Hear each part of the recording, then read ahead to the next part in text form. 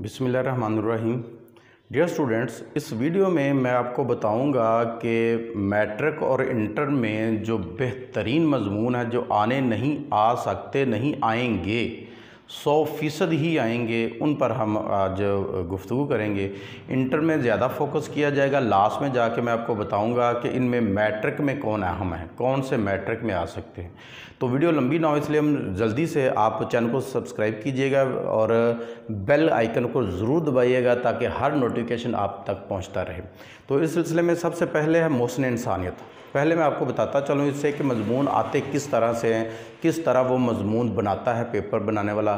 3 मज़मून आने हैं इंटर में भी, मैट्रिक में भी। इंटर में जो 3 मज़मून आएंगे उनमें होगा क्या, एक आएगा शख्सियत पे, वो मेरी पसंदीदा शख्सियत हो सकती है या हो सकता है मोहसिन इंसानियत नबी सल्लम पर मेरी पसंदीदा किताब हो सकती है, या मेरे पसंदीदा शख्सियत, मेरा पसंदीदा शायर वगैरह हो सकता है। इस तरह के एक आएगा करंट सिचुएशन पर। करंट सिचुएशन से मुराद ये है कि जो मौजूदा सूरत हाल होगी उस पर, और मौजूदा सूरत हाल वो देख लीजिएगा। मौजूदा सूरत हाल से मतलब है जब पेपर होने हैं उससे 1 महीने, 2 महीने, 3 महीने पहले जो सूरत हाल होगी उस पर आएगा।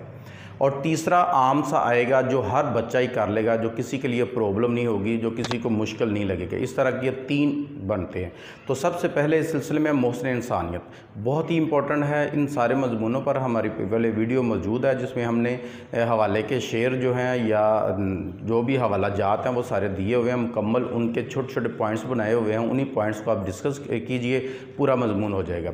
कितना लिखना है, किस तरह लिखना है, हवाले कैसे देने, हाशिया कैसे लगाना है, रेफरेंस कैसे देने, वो सारा कुछ हमने लिखा हुआ है। डिस्क्रिप्शन में लिंक मौजूद है, वो आप देखिएगा भी। तो पहले नंबर पर तो ये हो गया। दूसरे नंबर पर है इत्तेहादे आलमे इस्लाम। इत्तेहादे आलमे इस्लाम जो है वो बहुत ही इंपॉर्टेंट मज़मून है, वो भी है। और उसके बाद है मेरी पसंदीदा शख्सियत या मेरा पसंदीदा शायर। इसमें अगर आप इकबाल को कर लेते हैं तो दोनों तैयार हो जाएंगे। मेरी पसंदीदा शख्सियत भी हो जाएगी, मेरा पसंदीदा शायर भी हो जाएगा, और इसके अलावा शायर मशरक़ भी हो जाएगा, वगैरह वगैरह। जी किसी भी उन्वान से आए तो आप इकबाल को डिस्कस कर सकते हैं। उसके बाद है कौमी ज़बान। हमारी कौमी ज़बान या कौमी ज़बान उर्दू इस नाम से आएगा, या उर्दू ज़बान या उर्दू ज़रिया तालीम, इस सब में वो बना सकता है। तो इसको भी आप देख लीजिएगा। ये 2 मज़मून बनते हैं। उर्दू ज़रिया तालीम और होगा, वो आप अगले एक मज़मून हम बताते हैं उसके साथ उसको लिंक कर सकते हैं, डिस्कशन कर सकते हैं, एक करके उसमें थोड़ा सा चेंज करके बना सकते हैं। यहाँ आप करेंगे कौमी ज़बान, हमारी कौमी ज़बान उर्दू वगैरह के नाम से आ जाएगा। उसके बाद है माहौलियाती आलूदगी। माहौलियाती आलूदगी इस साल बहुत इंपॉर्टेंट है। वजह यह है कि पिछले साल पेपर नहीं हुए कोरोना की वजह से। कोरोना की सूरत हाल है, माहौल में बहुत ख़राबी हुई है, तो इसलिए इस साल ये मज़मून बहुत अहम है, बहुत ज़रूरी है। इसलिए इसको भी ज़रूर प्रायोरिटी पे रखिएगा, ज़रूर याद कीजिएगा। इसके बाद है इस्लाम एक मुकम्मल ज़ाब्ता हयात। इत्तेहादे आलमे इस्लाम, मोहसिन इंसानियत, और तीसरे नंबर पर इत्तेहादे आलमे इस्लाम। ये 3 एक तरह के मज़मून हैं। इन तीनों में से एक 100% यकीनी बात है कि आएगा। इन तीनों को ज़रूर याद कीजिएगा, और इन्हीं की वजह से बहुत सारा मवाद किसी और जगह पे भी आप इस्तेमाल कर सकते हैं। तो इस तरह ये मज़मून भी आपका हो गया। उसके बाद कोरोना वायरस और हमारी ज़िम्मेदारियाँ। ये पिछले साल शॉर्ट सिलेबस में भी आया था, तो पिछले साल पेपर नहीं हुए, इसलिए इसकी अहमियत और ज़्यादा बढ़ गई है। कोरोना वायरस और हमारी ज़िम्मेदारियाँ, या सिर्फ कोरोना वायरस। कोरोना वायरस एक वायरस, कोरोना वायरस के सद्देबाब, कोरोना वायरस को ख़त्म करने के लिए जो सद्देबाब किए गए, इसमें से कोई भी वो उन्वान बना सकता है। तो इसलिए बहुत ही अहम मज़मून है, इसको भी ज़रूर याद कीजिएगा।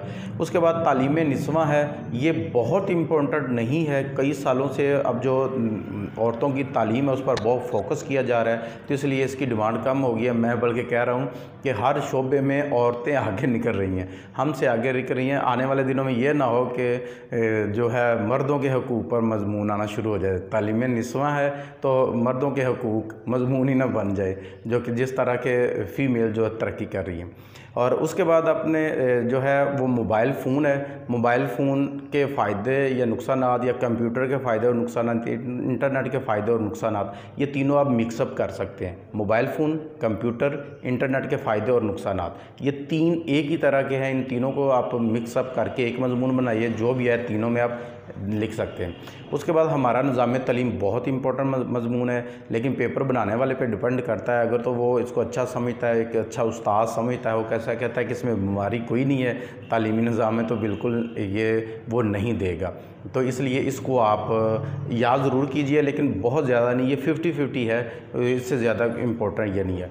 फिर हमारे कौमी मसाइल बहुत अहम मजमून है, इसको भी याद कीजिएगा। और इसके बाद जो 12वें नंबर पर है वो है कौमी तरक्की में तलबा का किरदार। कौमी तरक्की में तलबा का किरदार ये ज़्यादा अहम है। कौमी मसाइल और इसमें ये दोनों एक दूसरे के मिक्सअप भी कहीं कहीं हो सकते हैं।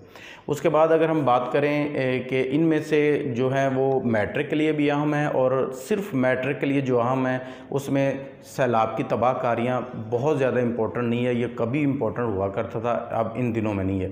फिर उसके बाद मेरा वतन बहुत इंपॉर्टेंट है मैट्रिक के लिए, इंटर में भी आ सकता है लेकिन मैट्रिक के लिए ज़्यादा इंपॉर्टेंट है। उसके बाद अगर मैं बात करूं तो ज़राए बलाग मैट्रिक के लिए ज़्यादा इंपॉर्टेंट है, इंटर में भी आ सकता है। हुब्बे वतन और पाबंदी वक्त या वक्त की पाबंदी, ये भी मैट्रिक के लिए ज़रूरी है। ये जो मैंने बताया है ये मैट्रिक के लिए ज़रूरी है, दूसरे इंटर के लिए ज़रूरी है, लेकिन इनमें से मिक्सअप भी हो सकते हैं। ज़रूरी नहीं है कि वो इंटर में ही आएंगे, ये मैट्रिक में आएंगे, इनमें से कोई भी दोनों में मिक्स भी हो सकते हैं।